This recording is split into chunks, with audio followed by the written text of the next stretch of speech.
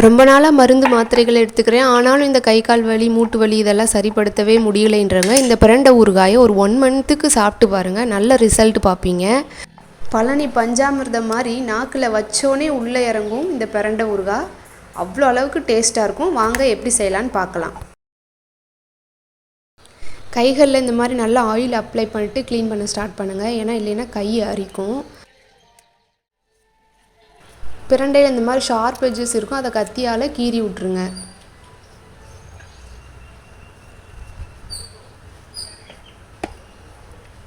இந்த முனைகளை ஒடிச்சு எடுத்திங்கன்னா அந்த நார் ஆட்டோமேட்டிக்காக தனியாக வந்துடும். ஏன்னா நாரோடு போட்டோம் அப்படின்னா ஊறுகாயாக சாப்பிடும்போது நாக்கு அரிக்கும். இந்த மாதிரி நார்களை உரித்து எடுத்ததுக்கப்புறம் நல்லா தண்ணியில் வாஷ் பண்ணிட்டு குட்டி குட்டியாக கட் பண்ணி எடுத்துக்கோங்க.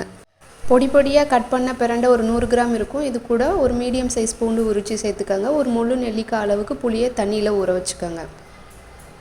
இது கூடவே 1 டீஸ்பூன் கடுகு, 1/4 டீஸ்பூன் வெந்தயம், இது ரெண்டும் சேர்த்து நல்லா வறுத்துட்டு அம்மியில் அரைச்சி பொடி பண்ணி எடுத்துக்கலாம். இந்த பொடி நல்ல ஃப்ளேவர் கொடுக்கும் ஊறுகாய்க்கு.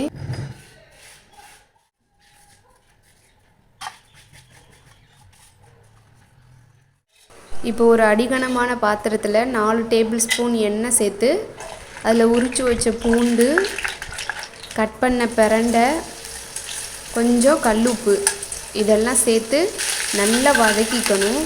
பிரண்டையோட கலர் நல்லா சேஞ்ச் ஆகணும், அந்த அளவுக்கு வதக்கணும்.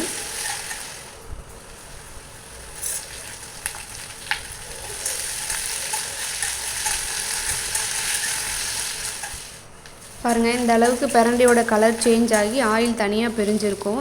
இந்த டைமில் அடுப்பு ஆஃப் பண்ணிவிட்டு நல்லா ஆற வச்சுட்டு மிக்ஸி ஜாரில் சேர்த்து நல்லா பேஸ்ட்டாக அரைச்சி எடுத்துக்கலாம். அரைச்ச பேஸ்ட்டை இப்போ தாளித்து விட்டுருவோம். ஏற்கனவே பிரண்டை வதக்கின அந்த எண்ணெயோட 2 டேபிள் ஸ்பூன் எண்ணெய், கொஞ்சோண்டு பெருங்காயம், 2 டேபிள் ஸ்பூன் வரமிளகா பொடி, அதுக்கப்புறம் அந்த அரைச்ச பேஸ்ட்டு இதெல்லாம் ஒன்றா சேர்த்து ஒரு 5 மினிட்ஸ்க்கு நல்லா கிளறி விட்டுட்டே இருங்க. இப்போ இந்த பேஸ்ட் பார்த்திங்கன்னா கொஞ்சம் ட்ரை ஆக ஆரம்பிக்கும். இந்த டைமில் ஊற வச்ச புளியை கரைச்சி இதில் சேர்த்துக்கலாம்.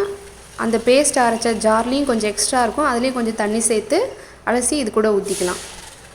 ஊற்றிட்டு நல்லா கிண்டி விட்டுட்டே இருங்க. 15 மினிட்ஸ்க்கு சிம்மில் வச்சு எடுத்ததுக்கப்புறம் இந்த மாதிரி கலர் சேஞ்ச் ஆகி எண்ணெய் பிரிஞ்சிருக்கும். இந்த டைமில் அந்த கடுகு வெந்தய பொடி கொஞ்சோண்டு வெல்லம் சேர்த்து கிளறி விட்டுட்டு ஒரு 5 மினிட்ஸ்க்கு அப்படியே விட்டுருங்க. ஃபைனலாக பழனி பஞ்சாமிர்தம் மாதிரி நல்ல டேஸ்டான பிரண்டை ஊறுகாய் ரெடி.